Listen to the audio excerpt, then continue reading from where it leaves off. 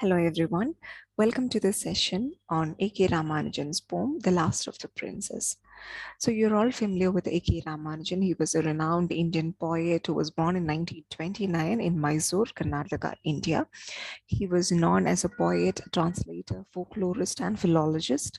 He earned his degrees at the University of Mysore and Deccan College, Pune, and a PhD from Indiana University. So Ramanujan has got that exposure to the outside world. He was introduced to the world literature, where he was deeply influenced and impacted from the wonderful writers across the world, across the globe, and that kind of created an impact on Ramanujan's life, that he was able to equip himself with a careful eye for minute details around him. So that's why his poetry is always known for the portrayal of everyday images, the daily lives, and true Indianness that was portrayed in Ramanujan's poetry, and the familial relationships, the relationships within the family, the sibling bond, love, care, and everything was beautifully portrayed by Ramanujan in his poetry.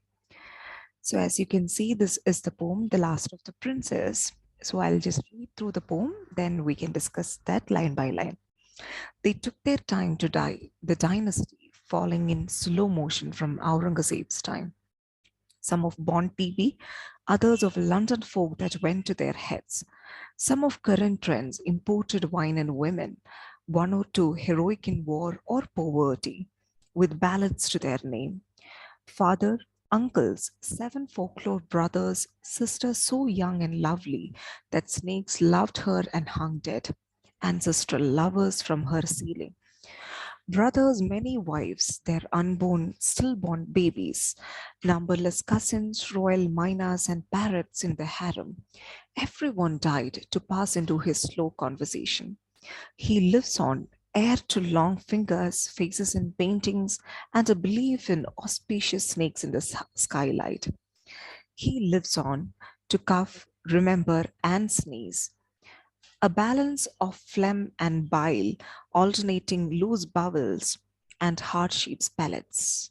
Two girls, Honey and Bunny, go to school on half face. Wife, heirloom pearl in her nose ring, pregnant again. His first son, trainee in telegraphy, has telegraphed thrice already for money. So the first four stanzas, we can see the deterioration of or slow deterioration of the royal dynasty.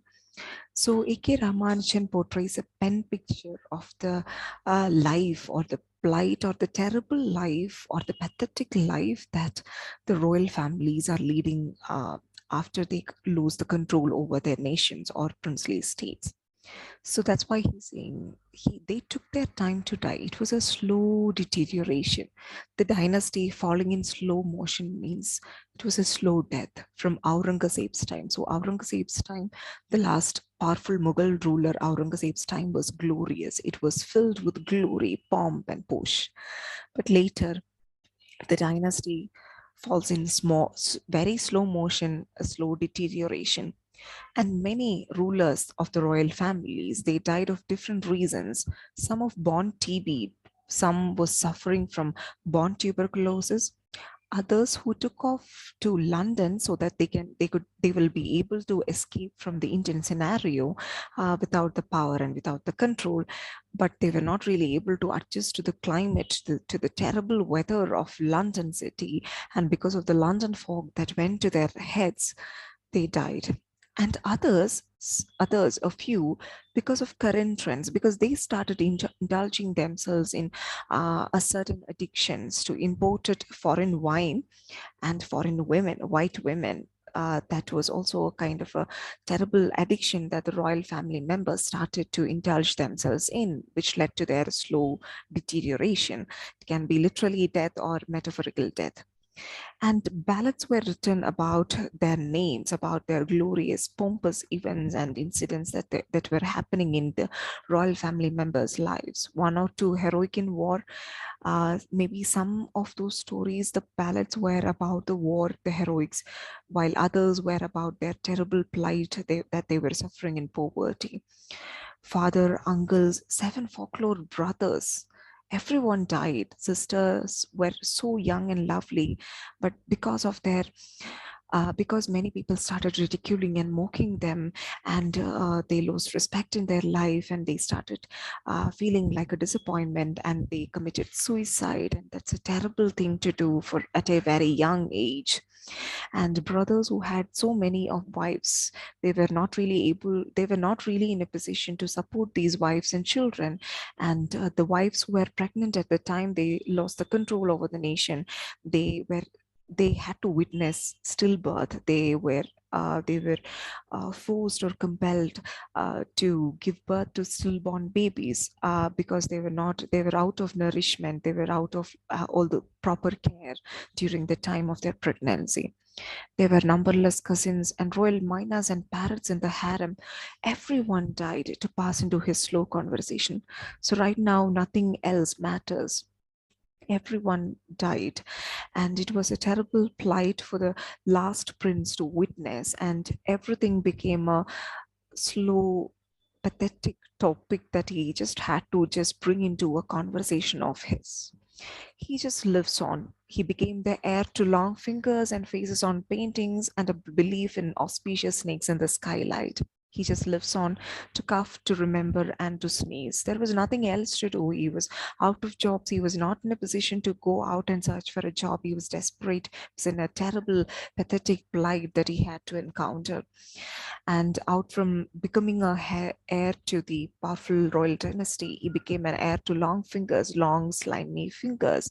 And even though he was kind of like had an face which is worthy of all the paintings, he had this strong blind belief in auspicious snakes in the daylight. So these are all very minute details which one might think are not really necessary, but to portray a pen picture of a person, all these details are really necessary. And that's what exactly Ramanujan does here.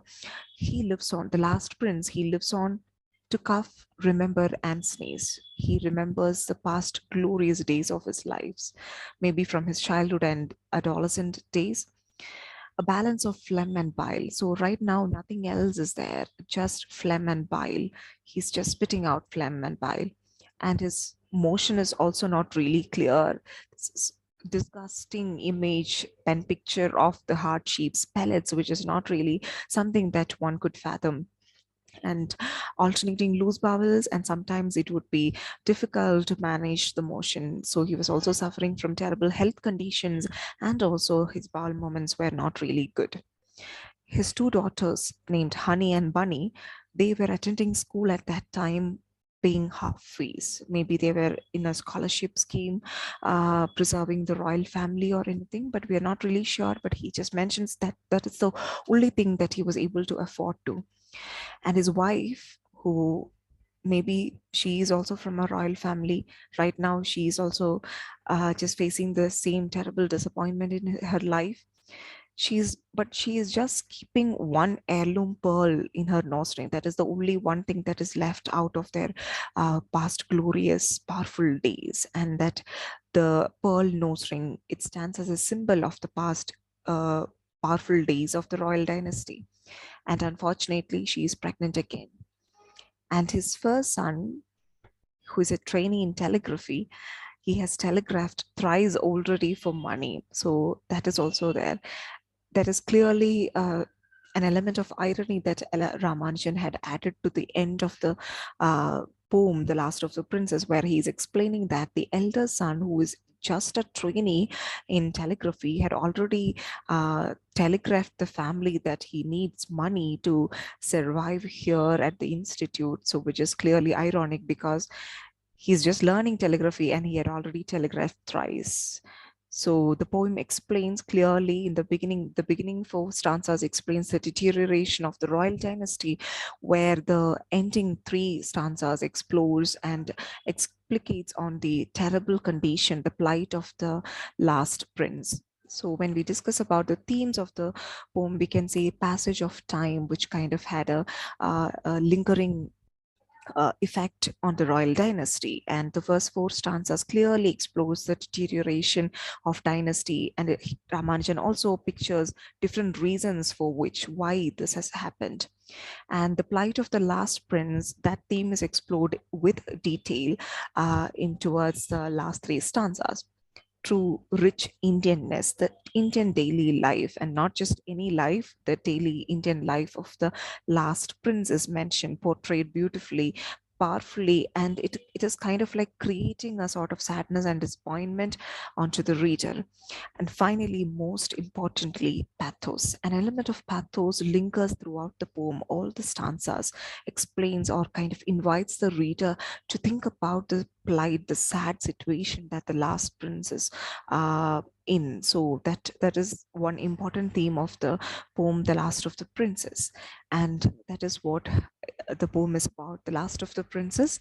I hope you all understood the poem, the themes, line by line details about the poem. Happy learning. Thank you.